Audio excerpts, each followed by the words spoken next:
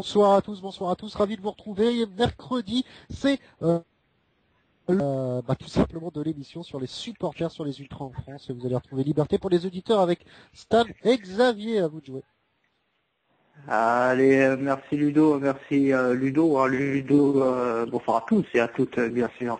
Bienvenue dans un nouvel épisode de Liberté pour les auditeurs. Comme je le disais, Ludo qui ouvre le bal, qu'on peut retrouver tous les lundis de 20h à 21h30 dans l'émission Andé. C'est la petite balle, cette fois-ci. On laisse de côté le grand ballon et on prend le petit ballon et on fait des hula hoop. Tous les lundis, donc Ludo qui s'occupe aussi de la technique de cette émission. Bonsoir à tous et à toutes. Ce soir, l'émission un petit peu particulière parce qu'on va parler un petit peu, on va dire, de ce qui s'est passé au niveau politique, au niveau des supporters. On va parler des assises. On va parler aussi journalisme avec Emeric, le gars de SoFoot, et bien sûr on va parler tribune avec notre ami David des Saturday FC de Nancy. Petite émission, on va faire 1 heure ce soir, mais 1 heure complète. Par contre la semaine prochaine, grosse émission, on devrait recevoir normalement.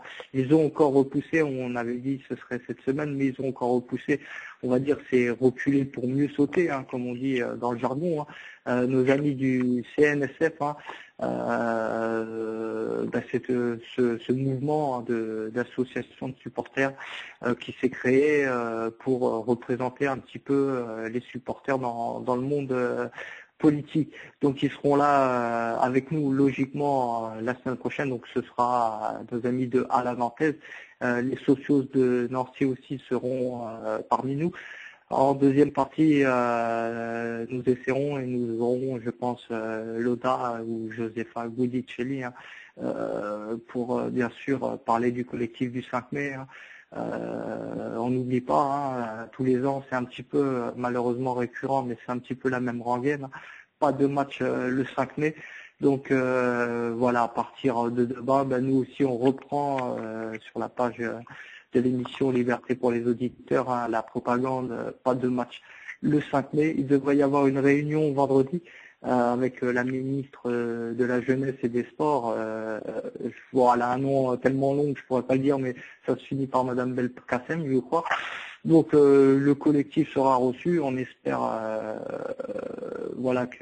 qu'il sera entendu et que au bout de 21 ans, parce que ça fait 21 ans maintenant je crois, qu'on fasse quelque chose pour cette catastrophe de Furiani, pour qu'on n'oublie pas. Et on le répétera et on remettra une couche la semaine prochaine. Voilà un petit peu, et on fêtera aussi la montée. Ça va pas plaire à notre ami David qui est avec nous des Saturday FC de Nancy, mais on fêtera la semaine prochaine aussi la montée de nos amis messins. Donc nous recevrons Mika et on reviendra un petit peu sur cette saison mouvementée aussi et remplie d'émotions pour nos amis messins. J'ai fait un petit peu le topo de ce qui vous attend. On démarre tout de suite avec notre ami Xavier. Bonsoir Xavier. Bonsoir à tout le monde et oui, et tu cherchais le nom, c'est Najat Vallaud-Belkacem. Voilà, merci bien. Donc, je l'ai sous les yeux, c'est pas dur, j'ai été sur Google et est-ce que j'hésitais aussi si c'était Najat ou Najat, c'est Najat Vallaud-Belkacem. Donc voilà, pour te renseigner. Et je tiens aussi à dire à souhaiter un bon anniversaire à notre ami Joub Virage Auteuil qu'on reçoit qu'on avait reçu quelques fois, Jordan, et c'est son anniversaire aujourd'hui, donc je lui souhaite un bon anniversaire. Je sais qu'il écoute l'émission souvent en podcast. Il pourra repasser aussi à l'émission. Job qui nous avait sorti une petite chansonnette aussi, il avait poussé la chansonnette, il reviendra peut-être la repousser avec nous. Il est de retour, bien sûr, vous connaissez maintenant le site lagrinta.fr, nous avions Bastien et il est de retour après quelques petites péripéties, mais l'important c'est qu'il est parmi nous. Bonsoir Bastien et bon retour. Bonsoir, merci Stan et bonsoir à tous. Allez, on démarre avec notre ami David des Saturday FC. Bonsoir David. Bonsoir à tous. Merci encore d'avoir accepté l'invitation. C'était normal, il n'y a pas de problème. Ça me fait plaisir. En attendant James, James, il vient d'arriver. Je suis là en fait. Ben voilà, James qui sera parmi nous pour parler des assises. Donc James qui est un petit peu le porte-parole de l'ex-association Liberté pour les abonnés. Bonsoir James et encore merci d'être présent ce soir. Bonsoir à tous. Et nous avons aussi Aymeric, comme je disais, Aymeric Le Gall, qui est journaliste à SoFoot. Donc c'est la première fois qu'il passe avec nous. C'est un plaisir, c'est un honneur. Merci Aymeric, bonsoir. Bonsoir, merci à vous de m'inviter ce soir. Il n'y a pas de souci, on va commencer les amis par Aymeric. On va honneur à l'invité, on va dire. Aymeric, tu es journaliste à SoFoot. Je pense que, comme tout le monde, tu as eu un petit coup de cœur pour un club. Tu es supporter d'un club. Dis-nous un petit peu ton parcours dans ce monde de foot. Alors mon parcours de supporter, il est vachement contradictoire parce que c'est par le Paris Saint-Germain que j'ai aimé le foot, j'ai aimé le PSG avant d'aimer le ballon rond en fait. Mais comme étant un Breton loin de la capitale et qui a jamais eu le plaisir d'y aller en étant gamin, c'est Guingamp qui est devenu mon club de cœur assez rapidement quand j'ai mis les premiers pas au stade du Roux, un magnifique nom de stade de football d'ailleurs. C'est vrai que beaucoup prônent un petit peu cette ambiance roue de roue, cette ambiance un petit peu familiale. Le stade où tu peux voir les matchs du balcon gratuitement. Oui, un peu moins aujourd'hui. Voilà. Ouais. Avant, on a mis des volets ou quoi? Il y a eu des travaux, ils ont agrandi le stade du Roux de Roux et du coup les pauvres voisins qui avaient le match gratos, ils voient plus qu'une petite terrain, mais bon, c'est pas grave. Bon, tant pis pour eux, ils paieront leur billet comme tout le monde. De toute façon, il y a pas de raison. C'est vrai qu'on beaucoup, comme je disais, prônent un petit peu cette ambiance festive et ce public, une vraie ferveur populaire dans ce stade. Tu confirmes, Aymeric? Ouais, c'est vrai que c'est impressionnant parce que on répète toujours le classique. Il y a 8 000 personnes à Guingamp, il y a 18 000 places au stade du Roux de Roux. Et on sent vraiment ce côté populaire où toute la région est derrière ce petit club.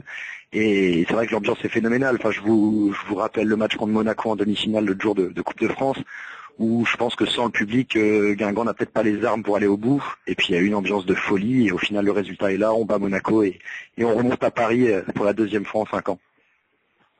Donc tu seras au Stade de France samedi? Évidemment, avec le Cob Rouge. D'accord. Donc c'est vrai que on pourra profiter de l'occasion parce que moi j'ai contacté le Cop Rouge sur Twitter et sur Facebook et pour les inviter à l'émission. Ça fait un petit moment, je les ai contactés aussi. On n'arrive pas à les avoir, donc peut-être qu'Aymeric pourra essayer de nous mettre en relation avec eux. Ça peut être faisable, mais après c'est vrai que les supporters guingampais sont un petit peu différents de la mouvance française ultra, parce que eux ne se réclament pas vraiment comme ultra, mais pour autant ça ne les empêche pas de participer à l'émission et de donner leur avis sur le foot, parce que leur voix est aussi importante. D'ailleurs j'en profite parce que sur le chat il y a Ultra Passion 4 qui me demande si on va parler des incidents de Évian Saint-Étienne.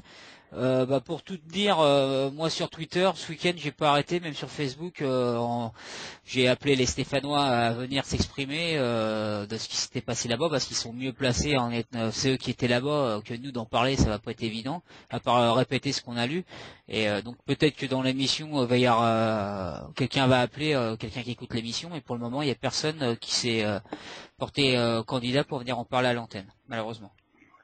Ouais, on va pas, autant que les gens les mieux placés parlent de ce qui s'est passé, ça évite aussi que nous on raconte des conneries, on évite au maximum de répandre des mauvaises informations, donc quand on n'a pas tous les aboutissants. On dit souvent des journalistes, il ferait mieux d'éviter le sujet qu'ils maîtrisent pas, vu que là nous on maîtrise pas trop le sujet, on va pas tenter, même si sur ce qu'on a lu, on peut dire que il s'est passé encore des belles choses scandaleuses à Évian et on avait mis une photo sur la page de l'émission, on voit le cas le comité d'accueil qu'il y avait de CRS, c'était assez impressionnant et assez surprenant. Ouais, mais de toute façon maintenant c'est un petit peu récurrent. On en parlera aussi avec tout à l'heure avec David des Saturday sur leur déplacement à Lens aussi. Maintenant c'est un petit peu récurrent. Et c'est devenu une habitude. Toi, Aymeric, qui vois ça un petit peu d'un œil, on va dire, externe, est-ce que tu penses que cette répression est devenue complètement abusive à l'aube de cet Euro 2016? Abusive, je sais pas. Exclusive, ça c'est certain. C'est-à-dire que aujourd'hui, on n'arrête pas dans les rapports, les différents rapports, sur le rapport Glavany, le livre vert du supporterisme, etc.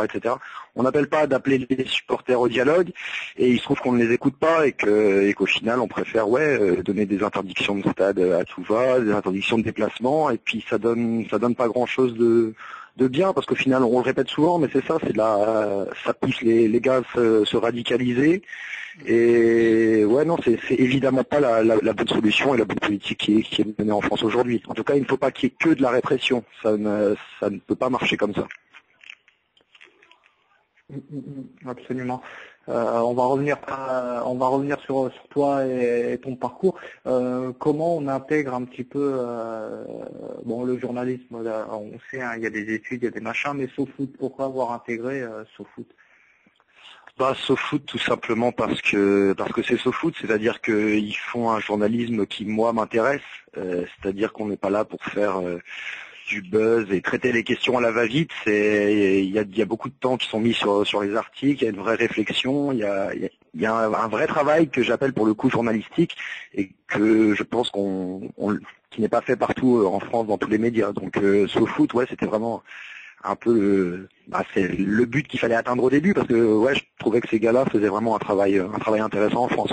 Et puis en plus, faut avouer qu'il y a certains médias, notamment moi, il y a certains après qui j'ai des griefs en disant que la façon qu'ils parlent des tribunes, t'as l'impression qu'ils maîtrisent pas le sujet. C'est vrai qu'à SoFoot, on a l'impression qu'il y a beaucoup de gens, et c'est pas qu'une impression, qui connaissent de quoi ils parlent niveau tribune, je parle. Et je sais pas moi, il y a Nicolas Orcade, même Nicolas Cassis-Martov, il y a Aymeric. Et là au moins on sait que quand on lit des choses, c'est assez objectif et c'est pas à charge comme certains le font, quoi. Et donc c'est ça qui est intéressant. Non, c'est vrai, mais de toute façon, le truc, c'est que pour parler de ce milieu, il faut vouloir faire un effort de travail, c'est-à-dire comprendre de quoi on parle, parce que c'est toute une culture qui est derrière tout ça. Et quand je lis les papiers sur les supporters dans beaucoup de médias en France, je me dis qu'il y a soit un manque de travail évident, soit un manque de connaissances tout simplement, quoi. Exactement. Ouais. C'est ce que c'est des fois que ou peut-être des deux à la fois. Mais c'est vrai que des fois, on se dit, soit c'est une méconnaissance, comme tu le dis, ça on n'arrête pas de le relayer, ou des fois peut-être un parti pris. Est-ce que tu penses que par rapport aux supporters parisiens qui vivent cette répression, ces interdictions, un petit peu cette chasse à l'homme, est-ce que tu crois que ça arrange un petit peu la France du football d'avoir mis de côté ces supporters parisiens gênants? Non, ça n'arrange pas la France du foot, ça c'est sûr. Ça arrange ceux qui ont mis ça en place, c'est-à-dire qu'à Paris, ce qui est, comme le dit souvent Nicolas Orcade, c'est très compliqué parce que on en arrive à un modèle à l'anglaise, c'est-à-dire où c'est une sélection par l'argent. Et alors certes, ok, le Parc des Princes il est rempli toutes les 2 semaines, il y a 45 000 personnes. Ça fait un petit peu de bruit parce que le stade, vu comment il est foutu, l'architecture fait qu'il y a toujours, ça résonne. Mais le fait est qu'on ne pourra pas exporter ce système partout en France parce qu'il n'y a pas une culture suffisante, il n'y a pas une passion pour le ballon rond suffisante comme c'est le cas en Angleterre où on peut se permettre de mettre entre guillemets les pauvres dehors et puis les riches dedans, quoi. En France c'est pas possible, et puis si on continue sur ce modèle-là, il faut pas que le Paris Saint-Germain devienne un laboratoire de ce qui va se passer en France, parce que sinon on aura des stades vides et sans ambiance, quoi. Ouais, justement, t'as pas l'impression que c'est un petit peu ça, parce qu'on a l'impression au début c'était Paris, certains se sont peut-être dit bon ça arrive au PSG, entre guillemets ils l'ont bien cherché et puis voilà, et que finalement c'est en train de toucher un peu je dirais pas tous les groupes de supporters, mais de plus en plus de supporters. Et il y a au moins, moi je dirais 70% des groupes de supporters qui sont touchés. Donc est-ce que justement, tu dis, faut pas que ça devienne un laboratoire, mais est-ce que on n'est pas tombé dans cet engrenage-là, justement, déjà? Ben, si, le terme laboratoire, il est utilisé exactement pour traduire ça. C'est-à-dire que, ouais, on voit au final que cette répression qui a commencé à Paris avec les anciens abonnés s'étend très largement en France parce que justement en France on a choisi que c'était cette politique-là qu'on utilisait et pas une autre.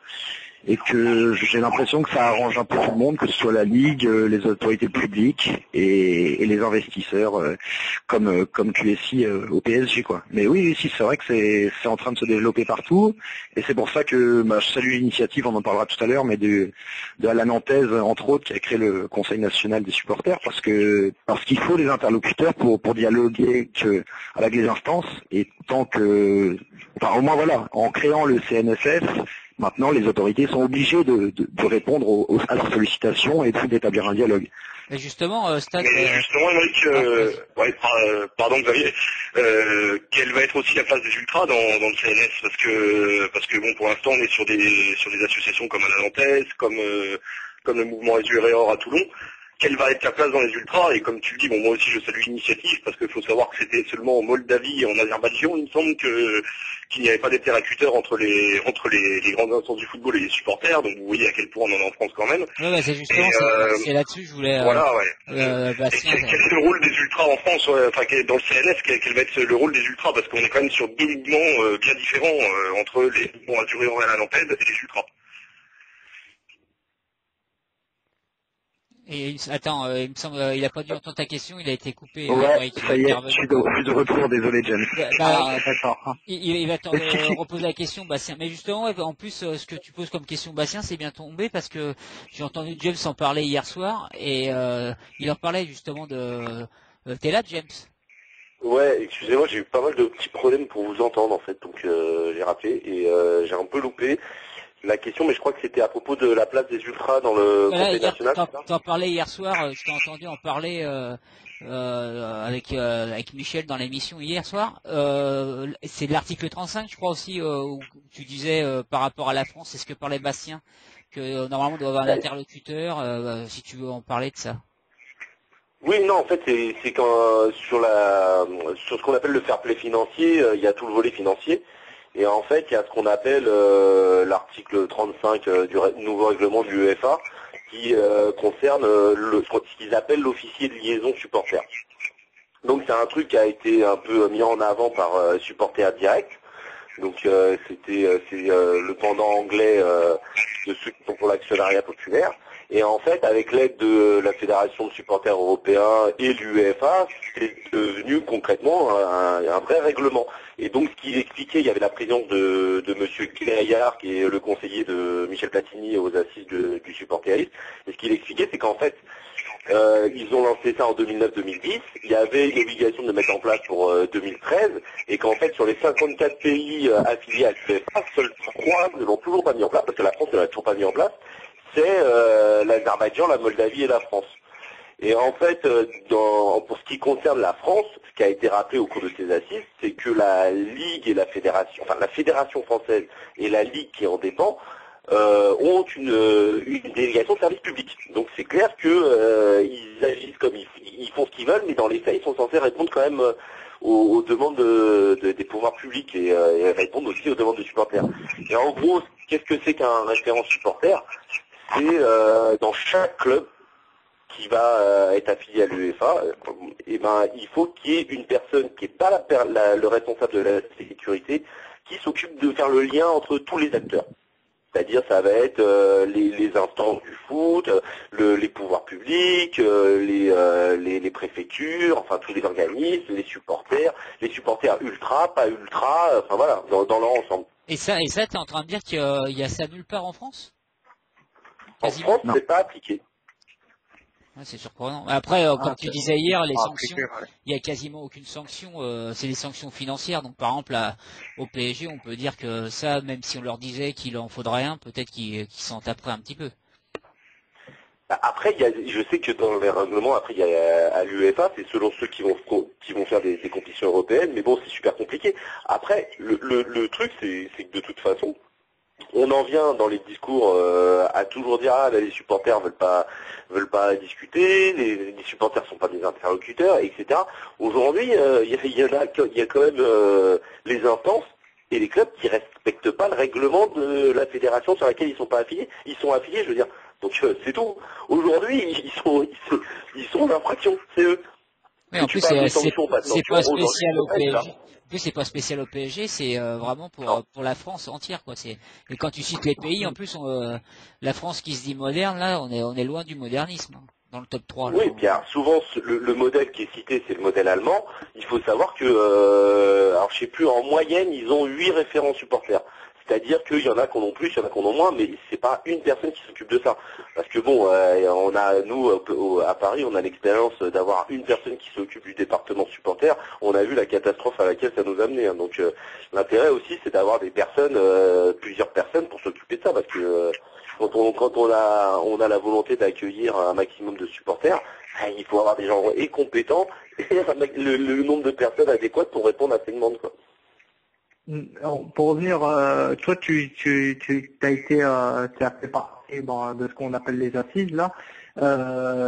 Toi, de ce qui en est ressorti, qu'est-ce que tu peux nous en dire?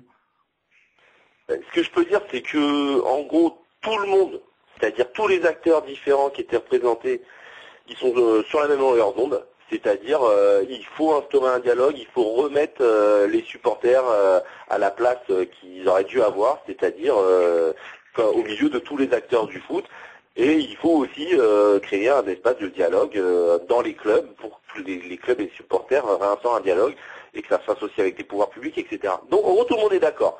Bon, il y avait un représentant de la Fédération française qui, lui, était un peu à la ramasse, hein, pour être honnête. Et il n'y avait pas la ligue professionnelle qui avait mis je sais plus quel prétexte, quoi. Il s'occupait de la finale, je crois que c'est ce qui a été dit aux assises. Enfin bref, c'était ça. Ouais.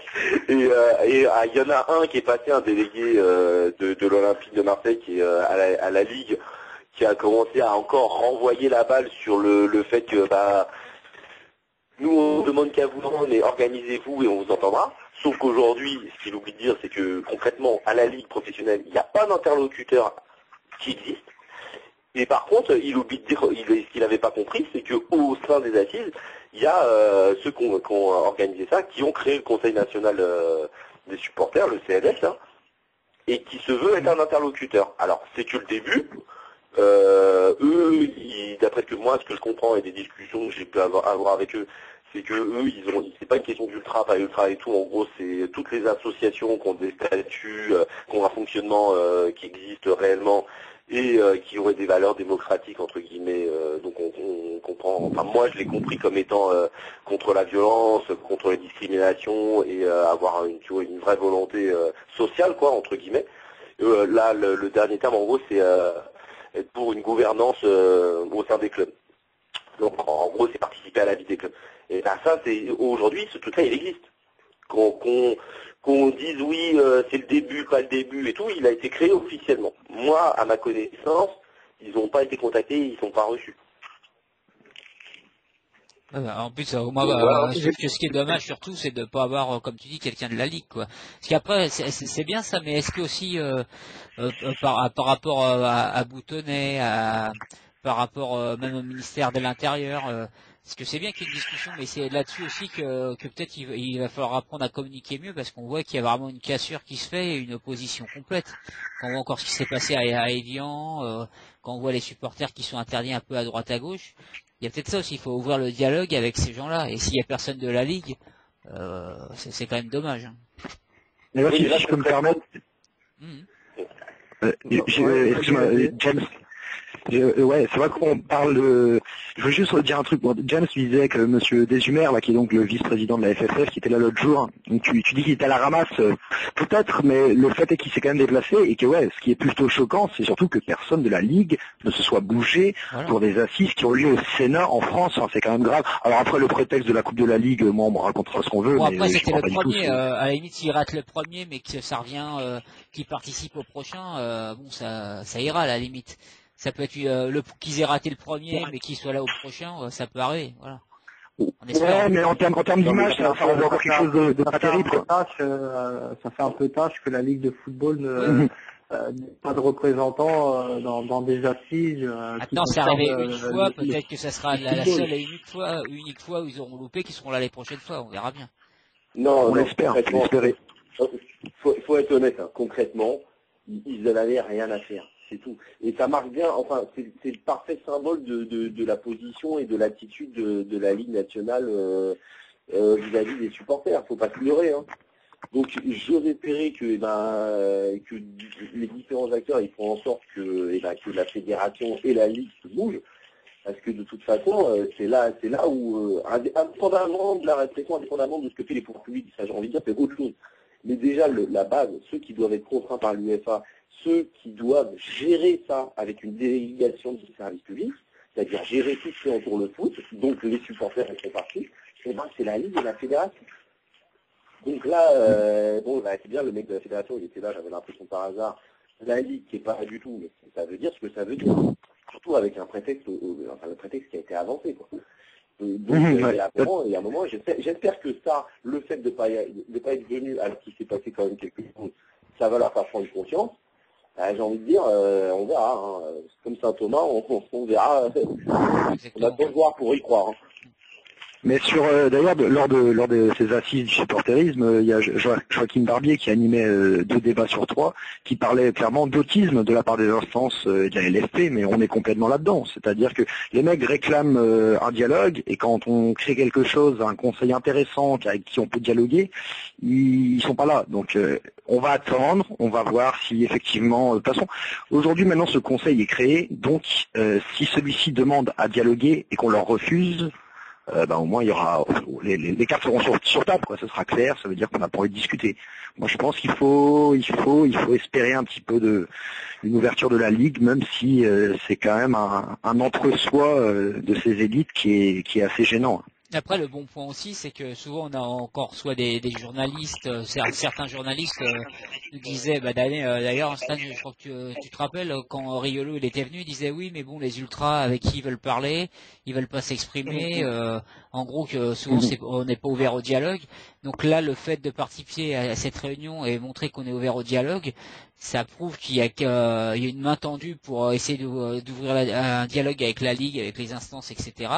Maintenant, c'est aux autres en face aussi d'être réceptifs. On pourra pas dire que voilà, il n'y a pas quelque chose qui est tenté, encore une fois. Par contre, pour répondre, là, Bastien posait une question tout à l'heure. J'y vais. Bastien posait une question tout à l'heure, il demandait justement quelle va être la place des ultras dans ce conseil, et c'est pour ça que nous à SoFoot on a écrit un papier là-dessus pour détailler un peu ce qu'allait être ce conseil, mais on n'a pas vraiment, on a décidé de pas vraiment entrer dans la question des ultras parce que c'est un peu flou au niveau de cela, c'est-à-dire est-ce que ça va être des associations ultras à proprement parler qui vont pouvoir l'intégrer, des supporters en général. Il faut qu'ils en discutent entre eux et qu'on sache où ça va, parce que pour l'instant il faut savoir que le CNSF c'est pas une organisation d'ultra simplement. Ce qu'ils veulent, eux, c'est aussi l'ensemble des supporters. L'ensemble des supporters. Voilà, c'est ça. Voilà, c'est pas mal. Après, il faut que ce soit l'ensemble des supporters et pas des supporters et les ultras qui soient mis de côté ou les ultras et que les supporters soient mis de côté. Après, si c'est l'ensemble et que tout est pris en compte, il n'y a pas de souci. Et par rapport à ça, par rapport au CNSF, il y a les socios Nancy qui en font partie. Et on a avec nous David, hein, qui fait partie, qui est président du groupe Saturn DFC de Nancy. David, toi, comment as-tu appris ce CNSF? Je pense que les socios Nancy sont venus vous voir. Comment ça s'est passé un petit peu de votre côté, du côté nancéen? Moi, je l'ai déjà appris sur l'article qui avait été fait sur un journal, je ne sais plus lequel exactement. Et après, j'ai appelé un peu le gars des sociaux de Stancy, on a discuté un peu. C'est vrai que le mot ultra a été dit directement dans cet article, mais eux n'en avaient pas parlé. Donc déjà, à mon avis, ça pose... tout le monde n'était pas d'accord sur le terme déjà, je pense. Et après, il y a une porte ouverte, peut-être qu'il y a un discours qui va être créé. Je pense que nous, ultra aussi, ultra français, je pense qu'à un moment donné, il va falloir qu'on arrête de faire chacun notre truc de notre côté, et puis qu'on se pose peut-être autour d'une table à la traite pour déjà voir si les ultras seraient chauds pour participer à ce genre de truc et emmener le projet un peu plus loin. Nous, on va travailler avec les socios là-dessus, il n'y a pas de problème. J'ai encore eu le responsable des socios tout à l'heure au téléphone. Et voilà, on va les aider et on va travailler ensemble. Il parle de nommer un responsable de chaque groupe à Nancy à la table des socios pour prendre les décisions ensemble. Après, c'est peut-être une bonne solution. C'est peut-être la solution qu'on attendait depuis quelques temps. Mais nous, il va falloir peut-être aussi ultra s'unir aussi, voilà, quoi, se parler et puis voir si on collabore à ce genre de manœuvre pour essayer d'être reçu enfin par la Ligue, parce que c'est vrai que, et par le gouvernement, parce que c'est vrai ce qu'on voit en ce moment, c'est assez rock'n'roll, chacun, après, on peut faire des communiqués, chaque groupe français fait des communiqués de ce qui arrive, tous les 15 jours, ce qui leur arrive quand un déplacement il se passe mal avec la police ou avec les stadiers, et je pense qu'il faut qu'on s'unisse sur un truc comme ça, et pourquoi pas sur le CNSF, quoi. Et moi, j'ai envie de dire, de toute façon, que ça soit via le CNSS ou pas, au moins, l'image, enfin, le message qui a été passé, c'est qu'il y a beaucoup de gens de divers horizons, que ce soit des universitaires, des représentants de l'État, des représentants de l'UEFA, enfin, il y avait pas mal de gens à ces assises, qui montrent que eux, ils défendent l'instauration d'un dialogue. Donc il faut, c'est clair qu'il faut que tous les groupes de support, et pas particulièrement les ultras, prennent conscience que là, bah voilà, il y a des gens qui sont prêts à aller dans ce sens-là, et qu'il y a un moment où il va falloir aller au dialogue. Alors que ça soit avec le CNS, le Conseil national des supporters, ou via des regroupements d'ultras, moi j'en sais rien, mais en tout cas c'est clair que là il y a une opportunité à au moins aller poser le débat et y participer, quoi. Ouais, je pense que oui, je pense qu'à un moment donné, il va falloir qu'on réussisse à rentrer dans la discussion, un peu dans voilà, et surtout profiter un peu aussi de tout ce qui se passe en ce moment au niveau des journalistes, parce qu'on peut se rendre compte quand même que les journalistes commencent à parler de ce qui se passe, de tout ce comment les supporters sont reçus, donc c'est vrai qu'il faut peut-être en profiter maintenant, et puis espérer que pour une fois on va avancer, comme avec le CNU à l'époque ou des choses comme ça. On l'espère tous, hein, de toute façon, qu'à un moment donné, que les gens se réveillent. Hein, il faut arrêter de se regarder un petit peu son nombril ou se dire c'est pas grave, ça arrivera pas à nous. Ça arrive un petit peu partout. Après, voilà, c'est le truc du CNSF, c'est que ils seraient prêts à discuter, par exemple, avec des associations, mais bon, ce seraient des associations déclarées, c'est-à-dire tout ce qui est petits groupes qui ne seraient pas officiellement déclarés ne pourraient pas être représentés ou comment ça pourrait se passer? Vous en avez parlé, vous, avec les socios, David? Non, on n'en a pas parlé, c'est vrai qu'on est un peu... Vas-y, excuse-moi, je t'ai coupé. Ah, tu l'as carrément coupé, là, oui, parce que il a pas David, vas-y, David. J'ai pas tout entendu la question de Stan, en fait. Vas-y, Stan, repose ta question. Je disais, voilà, les groupes déclarés feraient partie, on va dire, je sais pas comment, et par quel biais de ce CNSF, et ceux qui ne sont pas déclarés, on va dire les petits groupes ou les groupes même des fois importants, mais qui ne font plus partie ou qui ne sont pas déclarés comme loi 1901, ne pourraient pas intégrer ce CNSF. Est-ce que vous en avez parlé de ça ou pas du tout? Non, on en a pas trop parlé, parce que à l'heure actuelle, je pense que c'est une esquisse, hein, ce qu'ils qu'ils ont fait, ça a fait un peu, voilà, un coup de bombe quand même, parce que c'est sorti tout de suite dans les journaux, tout le monde a repris l'information. Bah, j'espère que ça va pas les dépasser, par exemple, les socios à Nancy, j'espère qu'ils vont faire ça intelligemment, on va les aider de toute façon pour que ça se passe bien. Mais c'est vrai que, voilà, ils en sont qu'au début, et ça va leur prendre du temps, ça, on lui a dit, et puis on va espérer, oui, après les petits groupes, on va dire supporters lambda qui se rassemblent dans le stade, j'espère qu'ils auront leur mot à dire au sein déjà à Nancy vis-à-vis des socios. Bah, pour répondre à la question, ouais. Pour répondre à la question, de toute façon, pour moi, il a été clairement dit que c'était des associations reconnues avec des vrais statuts et même avec, pas des preuves, mais tu sais, le fonctionnement normal d'association, donc les comptes rendus, les assemblées générales annuelles, etc. Donc effectivement, c'est pas des groupements de fait ou c'est pas des groupes, hein, c'est des associations qui seraient amenées à intégrer le Conseil national. Moi, c'est ce que j'ai compris en tout cas.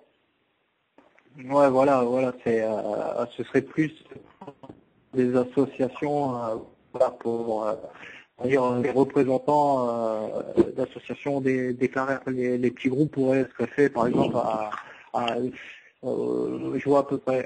Toi, James, dans notre cas, nous supporters parisiens, nous dans un combat depuis bientôt 4 ans. Comment tu vois d'un œil comme ça le CNSF, bonne opportunité, un coup dans l'eau, en toute honnêteté? Alors je suis désolé, mais ça coupe pas mal et je sais pas comment on entend très mal. Tu me disais quoi? Ce que je pense de l'initiative, c'est ça? Ouais. Bah, pour moi, l'initiative, elle est bonne. Hein. Et j'ai envie de dire, le problème souvent dont ont souffert les relations entre, pas instance, parce qu'instance, il n'y a pas de relation, mais président et de club ou même pouvoir public et supporters, c'est que c'était tout le temps en face des ultras, quoi. Et au final, on stigmatise toujours ces relations, mais dans les faits, moi je trouve ça très bien qu'il y ait d'autres types de supporterisme qui prennent leur place, et que au moins ça permet aussi de se rendre compte que c'est pas les ultras qui ont des revendications qui sont ingérables, qui veulent pas discuter, etc. Mais que même quand il y a des discussions avec d'autres types de supporterisme, et dans les faits, on voit bien que c'est de l'autre côté qu'il y a l'autisme dont parlait Joachim Barbier. Et ça c'est important. Parce que je pense que ça permettra plus, ou aux médias, ou même à d'autres types de personnalités qui suivent un peu le sujet, de se rendre compte que même d'autres types d'associations, ils ont les mêmes difficultés qu'en gros les groupes ultras. Et ça, au moins, ça posera le problème, quoi. Juste pour finir, je rappelle quand même un truc, hein, c'est que là, il y avait un représentant de la Fédération française de foot. Donc, je mets la ligue de côté. Moi-même, je vais bien préciser que lui, il se mettait un peu en arrière, genre moi je suis pas responsable de ce que font les clubs.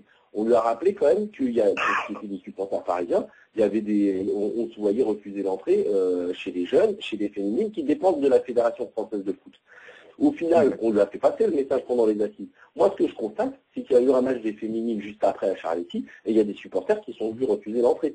Et c'est quand même à la charge de la Fédération française. Donc j'ai pas l'impression que les messages ils sont bien passés pour l'instant. À mon avis, on va pas. Mais bon, comme tu dis, moi non plus, j'ai pas l'impression. Avant de dire. Mais moi, je voulais juste dire, il y a peut-être aussi le fait que qui veulent bouger tout ça au niveau des supporters, qu'il y a un dialogue peut-être, mais peut-être comme tu dis James, avec ce qui s'est passé quelques jours après à Charletti, avec Sylvain qui nous en parlait la semaine dernière d'ailleurs, il y a peut-être aussi le fait que le dossier parisien, il n'y a pas grand chose qui évoluera parce que pour beaucoup, c'est des mecs qui veulent revenir pour foutre le bordel, des mecs qui sont stigmatisés, et ça là-dessus, peut-être c'est pas là-dessus que ça va faire changer des choses, hein, peut-être malheureusement. Je suis peut-être négatif dans ce que je dis, mais j'ai l'impression que c'est ils sont dans cette idée-là. De toute façon, ces gens-là, on les veut plus et ça continuera malgré ça. J'espère me tromper. Hein. Et si en tout cas, de mon point de vue, excuse-moi, je t'aurais pas mon. Vas-y, James, vas-y. De mon point de vue, de toute façon, Pour pas que ça soit juste de l'image de genre on veut communiquer et tout, il faudra pas que les gens les plus concernés laissent la place au niveau du dialogue. Donc il y a un moment...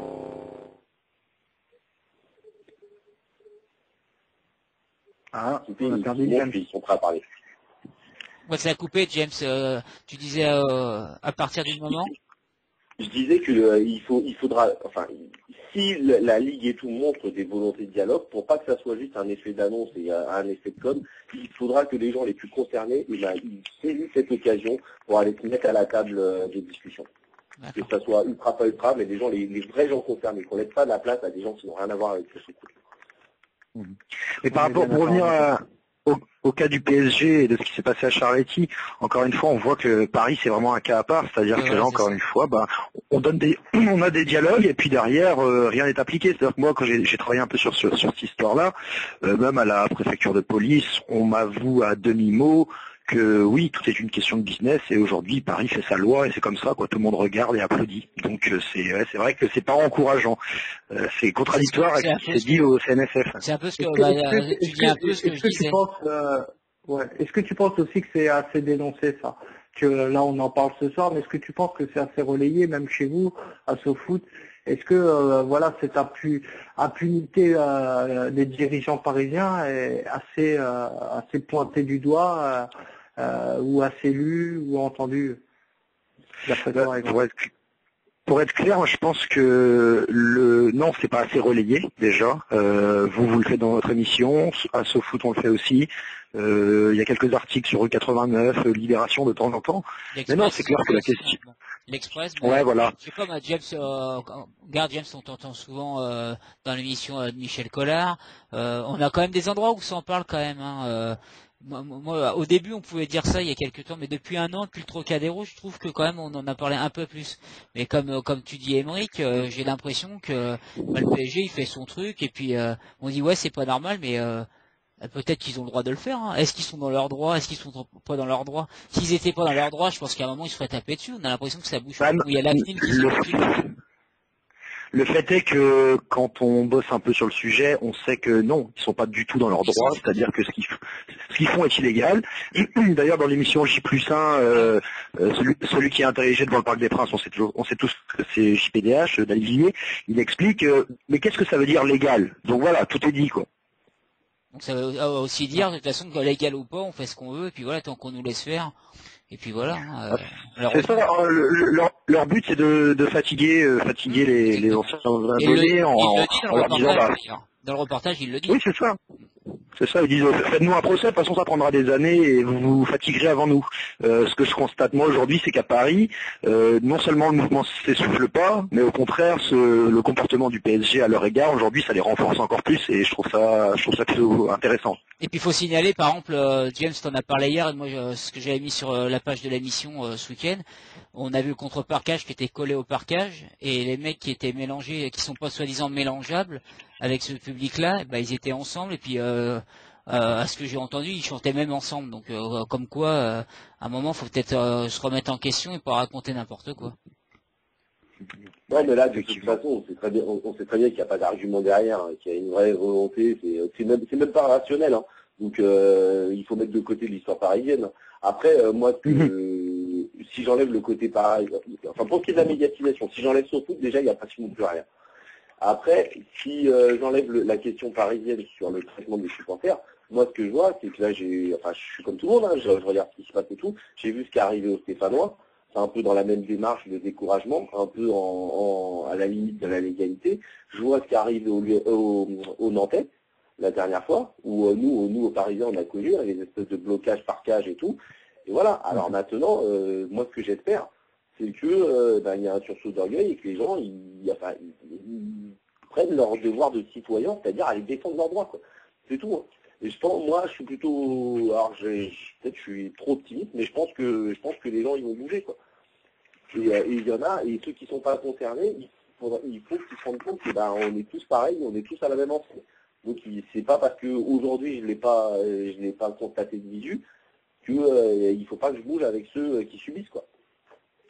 De toute façon, il faut mettre un gros coup de pied dans la fourmilière. Il y a comme ça qu'on fera évoluer les choses. Et il faut on en parlait un petit peu, il faut que voilà tous les groupes, voilà, associations déclarées ou pas, enfin tous ceux qui sont se revendiquent un petit peu passionnés de leur club, s'unissent dans un même combat, dans voilà, peut-être encore une manif ensemble, mais peut-être un peu plus ciblée, hein, que ce soit du côté de la Ligue ou du ministère des Sports ou que sais-je, hein, comme dirait l'autre. On va libérer Emric. On lui avait dit 35-40, il est moins le quart, on va le libérer. Emric, merci d'avoir participé. Si tu as un dernier petit mot, un coucou en avant Guingamp, bah vas-y. Hein. Bah déjà, je vais clore sur une note positive à mon sens, c'est-à-dire que bon, quand on arrive au Sénat et que dès les introductions des débats, on commence par rappeler d'abord le rôle positif des supporters en disant que sans eux, le foot n'existe pas, et il faut le rappeler, et que les supporters, c'est avant tout ça, et non pas de la violence comme on le lit d'abord dans les médias. Je trouve que c'est encourageant. Après, comme on le dit, est-ce que ça va être suivi des faits? Moi, je l'espère. Je pense que, comme disait Stan ou Xavier tout à l'heure, depuis un an, j'ai l'impression quand même que la question devient centrale, les gens s'y intéressent. Donc on va prendre ça du bon côté, dire qu'il y a beaucoup de travail à faire, du côté des instances, du côté des ultras, du côté des supporters, mais c'est quand même positif. Et puis du coup, je vous remercie à vous de m'avoir invité à votre émission. J'essaierai de repasser une prochaine fois. Bon, toujours moi je suis un peu spécialisé donc par tout ce qui est Paris Saint-Germain. Donc ce sera avec plaisir que je reviendrai. Et puis je vous dis bravo parce que vous faites un bon travail. C'est sympa de donner la parole aux supporters aussi. Et puis je vais quand même me permettre de glisser un petit en avant de Guingamp. Allez Guingamp pour samedi prochain. Et un petit big up aux Rennais qui nous écouteront. Ouais, allez, on va être un petit peu, j'allais dire breton, non, ce sera 100% breton, on va être un peu guingampé. Allez, l'en avant serait sympa, tiens, l'en avant Guingamp en Coupe d'Europe, imaginons, pourquoi pas. C'est déjà arrivé, hein, c'est ça le charme du football. Bah oui, mais c'est le charme du football populaire aussi, c'est ça qu'on aime. Merci Brick, t'es ici chez toi, tu reviens quand tu veux, c'est un vrai plaisir et coucou à toute la famille de ce site. Ouais, ça marche. Merci à vous, à la prochaine, salut. Ciao, Emric, ciao. On va conclure aussi avec notre ami James. Hein. James, toujours, hein, on voit ses paroles. Hein, c'est un futur politicien dans l'âme. Futur directeur de la communication du PSG. Il veut la place de JPDH, on m'a dit. Bah, si, franchement, prends-la, je te la donne avec plaisir, il n'y a pas de souci. James, c'est pareil, hein, tu reviens quand tu veux, t'es ici chez toi, et merci encore, amigo. Merci à vous, bonne fin d'émission, bonne soirée. Salut. Merci, James, ciao. Allez, on termine parce qu'on a dit qu'on ferait 1 heure ce soir, 1 heure bien remplie. On l'a eu avec James et avec Emric. On termine l'émission avec notre ami David de Saturday FC. Bon, on va pas fêter la montée, c'est pas fait. Il faudrait qu'on se fasse la gueule. De Nancy, on parle Metz, ce sera la semaine prochaine. On va pas parler de Metz. Non, on va pas se fâcher là, ne nous fâchons pas. Stade, pour pas te mentir, hier j'ai appelé James pour qu'il passe dans l'émission et puis je lui ai dit que tu attendais la réponse de David et je dis ouais David du Saturday qu'on avait reçu je crois de Metz et il me dit non mais attends dis-lui pas ça parce que tu vas lui faire péter les plombs. J'ai fait ah oui c'est vrai c'est Nancy. Tu vois, même toi, t'es pas bon dans ce que tu fais. Ne confonds pas, on peut avoir des problèmes, on peut avoir des, tu vois ce que je veux dire, on peut se fâcher, comme on dit. Hein. Donc non, on va pas, on espère, il faut que comme quand tu as dit au revoir à Thiel, c'est que tu as dit salut amigo, j'ai eu peur je crois que tu avais dit salut amigo. Ça, j'ai été sûr. Ah ouais, là, ce serait l'ultime, franchement, non, c'est l'insulte totale chez nous, non, ça c'est impardonnable.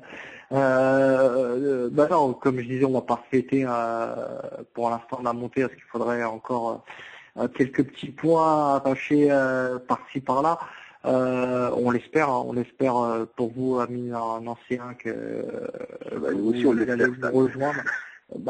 Oui, ça va être compliqué. Par contre, vous faites des déplacements, vous êtes toujours actifs, vous êtes toujours là derrière votre club, mais tu as l'impression aussi, toi, que c'est de plus en plus compliqué.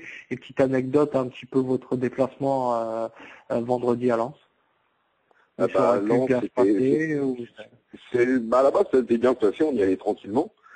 Et quand on arrivait là-bas, provocation comme la police et les stadiers savent bien le faire. Donc les stadiers, la même agence d'ailleurs qui est la même boîte qui travaille à Valenciennes et à Lille d'ailleurs, qui ont provoqué à longueur de temps. Et, pour ceux qui écoutent l'émission, qui sont pas trop au courant, qui connaissent pas le monde des supporters de trop, qui font pas les déplacements maintenant, parce que même moi, quand tu me parles de provocation, de quel genre de provocation pour que les gens comprennent bien, ou même moi d'ailleurs, parce que vous arrivez, j'ai du mal à croire, vous arrivez directement. Qu'est-ce qui fait qu'il y a des provocations qui commencent, et quel genre de provocation ils font, par exemple? Déjà le mec, je connais nulle part. Déjà, il tutoie les gens comme si c'était la fête, Et puis voilà, dépêchez-vous, bougez-vous, accélérez. De toute façon, ceux qui sont trop bourrés ou ceux qui font trop les sur le parking, ils rentreront pendant la thune. Voilà, la provocation bête. Tout pour dégénérer, je pense qu'ils sont là. Et puis la police derrière qui a deux doigts, qui a la tonfa dans la main, après à mettre des coups à tout le monde. Voilà, on est arrivé un petit peu tôt, on voulait ressortir un peu du parking visiteur. Là, j'ai deux gars qui ont failli se rembarquer parce qu'ils voulaient sortir et la police n'était pas tout à fait d'accord. Et après, donc, ce qui s'est passé, c'est toujours pareil, à la fouille des prises de tête pour le matos, pour les drapeaux, pour tout ce qui est pour animer notre tribune du soir, quoi.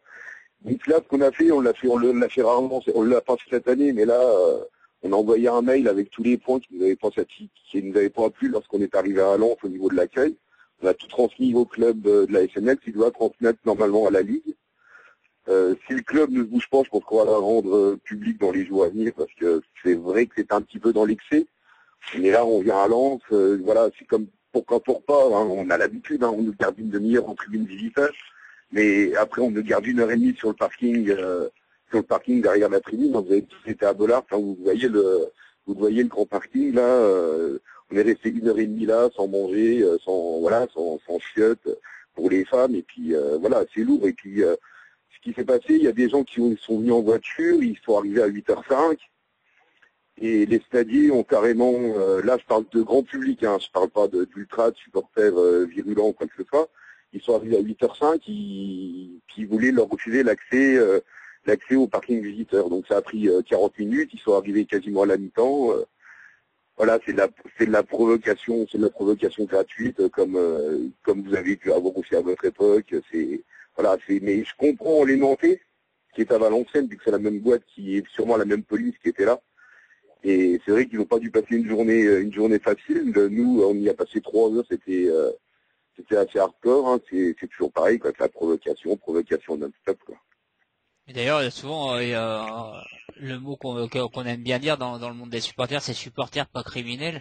Mais de plus en plus, tu te rends compte que avant, ça arrivait de temps en temps, mais alors, est-ce que ça en parle plus maintenant? Mais quand tu sais certaines choses qui se passent, c'est de pire en pire. Comme tu dis, les Nantais, ce qu'ils ont vécu, c'est un peu ce qu'avaient vécu les Parisiens en quart à Toulouse, les 2 quarts bloqués. Je crois qu'il y a eu le même cas en déplacement en Coupe d'Europe. Là, il y a des cas de plus en plus forts. On a l'impression des fois que tu as affaire à des supporters vraiment très violents, et alors que dedans, des fois, tu peux avoir à Saint-Étienne. Je sais que par exemple à Évian, là, dans les supporters stéphanois, il y a des gens qui ont été gazés sur ce qu'on a lu, qui auraient été des familles, quoi. Il y avait des femmes, des enfants. À un moment, il faudra peut-être regarder avec qui on a affaire, au public qu'on a affaire. Vraiment, que ce soit supporters ultra ou hooligan, ils font un amalgame et puis ils gèrent tout le monde pareil, quoi. Incroyable. Ouais, et puis pour rebondir sur ce que tu dis, Xavier, je suis complètement d'accord avec toi. Moi, je pense tout simplement que c'est pas parce qu'on en parle plus en ce moment, c'est que tout simplement il y a beaucoup plus de répression, de provocation en ce moment. Je veux dire, j'ai été à Châteauroulant, donc lundi, pas lundi dernier, mais celui d'avant pour les 20 ans des Red Tigers en déplacement. pareil, au bout de 5 minutes de jeu, les stadiers ont provoqué, sont rentrés dans la tribune en frappant tout le monde, alors que vous connaissez le public en soi, c'est pas un public qui est réputé pour sa violence. Hein. Les stadiers ont tapé partout pendant 10 minutes, il y a eu des débordements. On le voit à Saint-Étienne, donc là les Green Angels sont complètement asphyxiés par la répression. Bordeaux, le virage a été fermé, il y a donc pour la réfection de Guingamp. Enfin voilà, moi moi ce que dit David, ça m'étonne pas du tout, quoi, pour l'avoir vécu encore il y a à Château-Roulant, ça ne m'étonne plus du tout, quoi. On est vraiment, et on rejoint ce qu'a dit Emery tout à l'heure, on rejoint ce que dit David, hein. On est vraiment dans un système répressif, on veut un modèle à l'anglaise, on ne veut plus d'animation dans les tribunes, on veut faire du football un sport aseptisé, et on veut en faire une pièce de théâtre, et on ne veut plus de supporters. De toute façon, la politique en France, elle est simple, la LFP se déplace pas aux assises. Enfin voilà, on a vraiment tous les éléments pour dire qu'en France, on veut un modèle anglais. Donc maintenant, moi je rejoins David sur ce qu'il a dit tout à l'heure, va falloir que les ultras et que les supporters en général se réunissent et refassent des actions, parce que là c'est vraiment la mort de notre mouvement, il y a rien à dire de plus.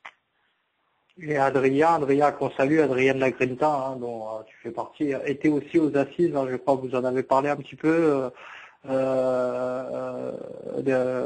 son passage aux assises, ou tu as eu un petit peu des échos de ce qu'il a pu Oui, bien sûr, ouais. Moi, de toute façon, James nous a fait un très bon résumé tout à l'heure. Hein. Il a vraiment résumé la situation. Donc nous sur la Grinta, on a fait un papier justement. Donc je sais que SoFoot n'avait pas trop parlé de la place des ultras dans ce mouvement-là. Nous, la Grinta, on a essayé de se poser les bonnes questions entre guillemets, hein, en se demandant quelle allait être la place des ultras, etc. Donc voilà, non, on va pas résumer ce qui a été dit tout à l'heure par James, hein, mais voilà, nous, à la Grinta, on pense aussi que c'était une bonne initiative, et comme on l'a titré, maintenant, il y a des idées à concrétiser, et il y a du dialogue à instaurer, quoi, parce que, voilà, pour revenir à ce qu'on disait à l'instant, hein, il y a vraiment du dialogue à instaurer, parce que là, on peut pas continuer comme ça, Absolument. Pour terminer sur ton petit déplacement, David, à Lens, il vous reste quelques points avant d'aller chercher avant la montée, dont peut-être le dernier, on va dire les derniers points du côté d'Auxerre. Vous comptez pareil faire un gros truc du côté d'Auxerre, ou ça vous refroidit un petit peu ce qui se passe? Non, quand même, pour fêter la montée, je pense qu'on va faire l'effort de subir encore sur ce déplacement, sur un déplacement comme ça, parce que bon, si on joue la montée, c'est clair qu'on va y aller. Je pense que le club va organiser quelque chose, donc forcément, ça sera peut-être les stadiers du club de Nancy qui vont peut-être gérer la palpation, donc peut-être que ça se passera un petit peu mieux. Mais c'est clair que pour avoir été à Auxerre en Coupe de France au mois de décembre dernier, c'est clair que même à Auxerre, les stadiers et la police sont assez virulents, mais là, on va quand même fêter la montée à Auxerre, enfin on l'espère, du moins d'une belle façon, quoi. C'est là que tu vois, parce que Stan, je pense que tu as connu toi Auxerre, on dit au Parc des Princes, mais on voit où les supporters du PSG en déplacement, mais on voit que c'est tous les supporters qui vivent ça, et même à Auxerre qui était franchement un déplacement où voilà, ça se passait assez bien, on voit que c'est en train de durcir le ton de partout. On était chez nous, on pouvait dire. Non mais c'est ça, c'est qu'on durcit le ton un peu partout au niveau de la sécurité, et le message il est clair, hein. Moi je pense toujours à ce qu'avait dit Bernard Lyons quand il avait dit on est passé notamment il parlait du parc au tout répressif, au laxisme, au tout répressif, et on voit que c'est en train de se faire un petit peu partout en France. Complètement, de toute façon, complètement, Xavier, le constat il est là, hein. Le constat malheureusement il est là. Voilà, à nous, enfin aux médias de vraiment relater ce qui se passe, aux supporters de s'unir pour dénoncer tout ça, et voilà, il faudra des actions en commun pour arrêter cette répression abusive. Là, David m'a marqué quand même pour un match de la montée, il a dit voilà, on va encore subir ça. On parle quand même d'un match de montée, d'aller supporter ton équipe, et les supporters ils font le déplacement dans l'optique de subir une répression, quoi. Enfin, c'est quand même très grave où on en est arrivé. C'est quand même très grave.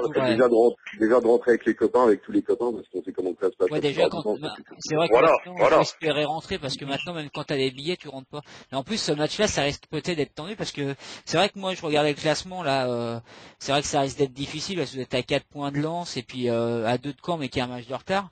Mais en plus, je regardais, il y a Auxerre qui est d'ailleurs Ludovic là qui retransmet l'émission et qui est supporter d'Auxerre. À mon avis, ça va lui faire mal. Mais Auxerre, on voit ils sont 18e. Ça me fait chier. Ça, ouais, mais on essaiera peut-être d'avoir Tchoup des Ultra Auxerre si vraiment voilà.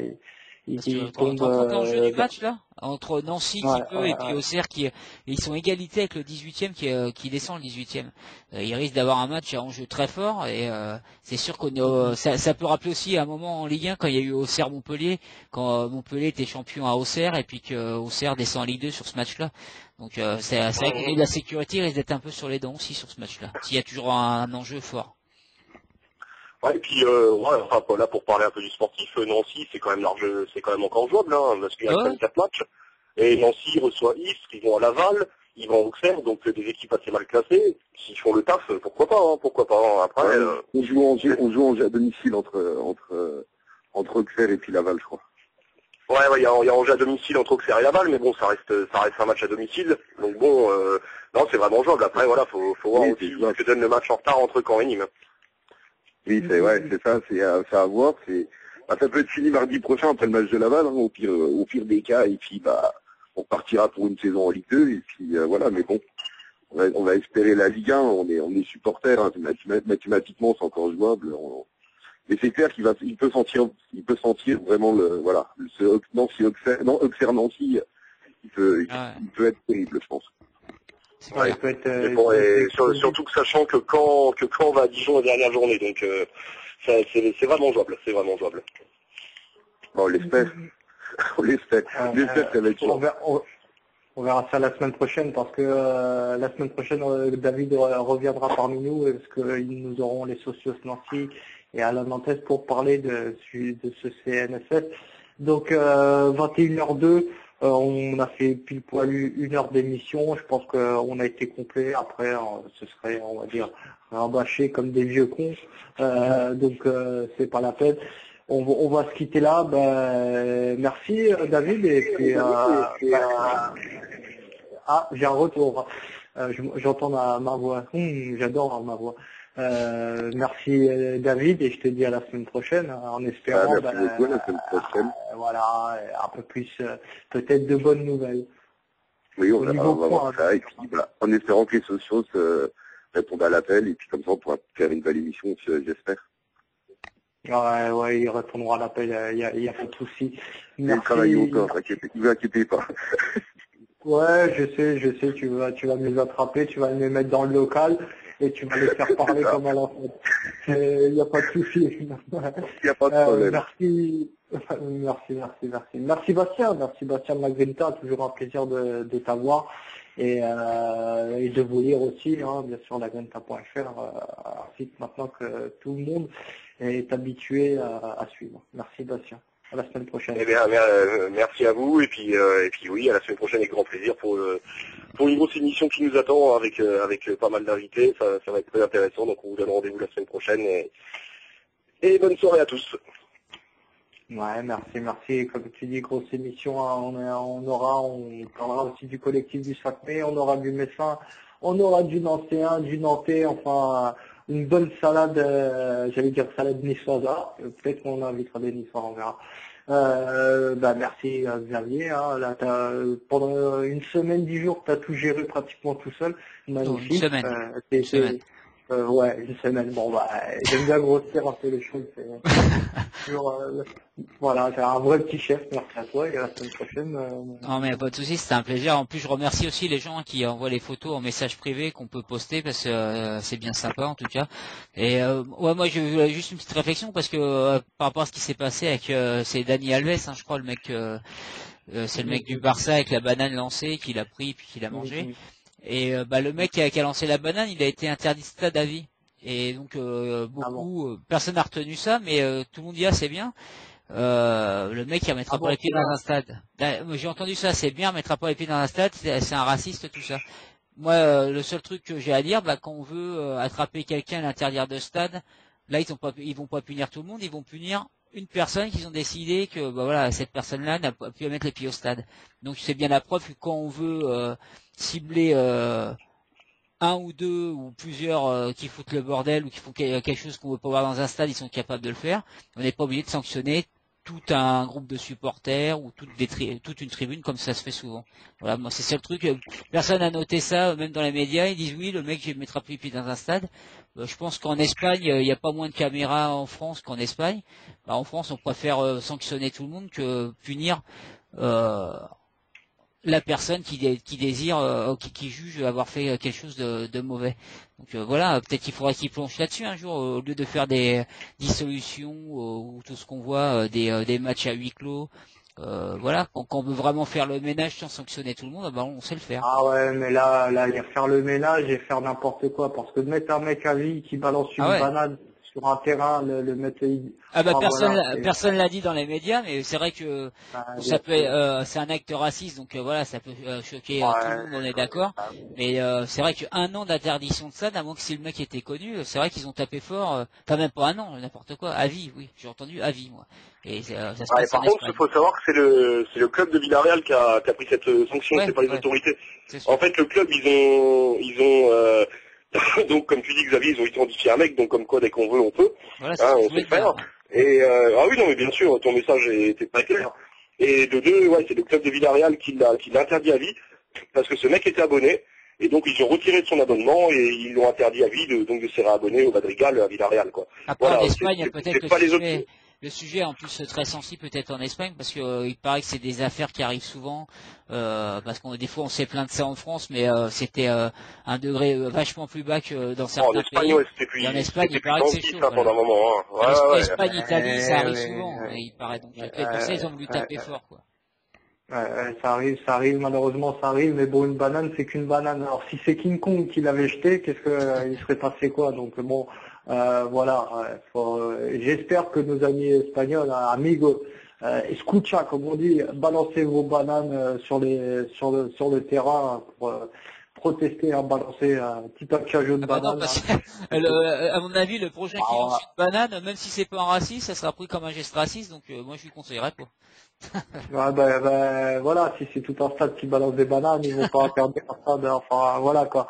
Il faut aussi arrêter un petit peu l'hypocrisie du racisme, du bien-pensant, du machin, ça a coup c'est la quenelle, à coup c'est la banane, à coup bon on n'a plus le rein, voilà. Non, moi je dis allez vous faire foutre, balancez vos bananes. Sur ce, à la semaine prochaine les amis, et pourvu que ça dure, hein, bien sûr. À la semaine prochaine. Ciao. Ciao. Ciao, ciao.